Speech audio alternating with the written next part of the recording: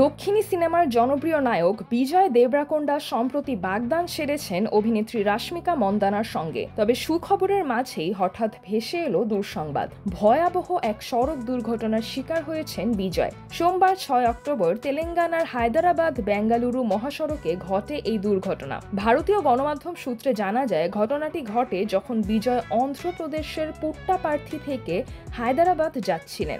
যোগুলাম্বা গাদোয়াল জেলায় পৌঁছালে তার গাড়িকে পেছন থেকে আরেকটি গাড়ি ধাক্কা মারে। এতে গাড়িটি বেশ ক্ষতিগ্রস্ত হলেও সৌভাগ্যবশত কেউ আহত হননি। দুর্ঘটনার পর বিজয় ও তার পরিবার নিরাপদে হায়দ্রাবাদে ফিরে আসেন। ইতোমধ্যে চালক স্থানীয় থানায় অভিযোগ দায়ের করেছেন এবং পুলিশ ঘটনাটির তদন্ত শুরু করেছে। খবরটি ছড়িয়ে পড়তেই উদ্বেগে ভরে যায় তার ভক্তদের মন। সবাই জানতে চান প্রিয় তারকা কেমন আছেন। কিছুক্ষণ পরই বিজয় নিজেই সোশ্যাল মিডিয়ায় পোস্ট করে আশ্বস্ত করেন ভক্তদের। তিনি লিখেন, সব ঠিক আছে, গাড়িটি ধাক্কা খেয়েছে কিন্তু আমরা সবাই ভালো আছি, নিরাপদে ফিরেছি। হালকা রসিকতা করে তিনি আরও লেখেন, আমার মাথায় একটু ধরেছে, তবে বিরিয়ানি খেয়ে ঘুমিয়ে নিলে সব ঠিক হয়ে যাবে। তোমাদের সবার প্রতি রইল ভালোবাসা আর আলিঙ্গন, চিন্তার কিছু নেই।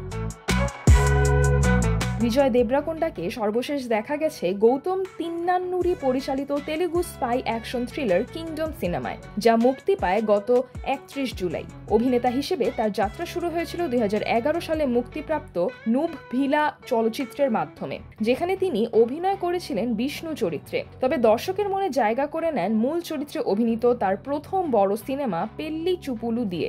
রাশমিকার সঙ্গে নতুন জীবনের শুরুতেই এমন দুর্ঘটনা ভক্তদের কিছুটা দুশ্চিন্তায় ফেললেও অভিনেতার হাস্যরসপূর্ণ বার্তা প্রমাণ করে বিজয় আগের মতোই উজ্জীবিত ও নিরাপদে আছেন। সিজরাতুল আভা, দৈনিক আমার বাংলাদেশ।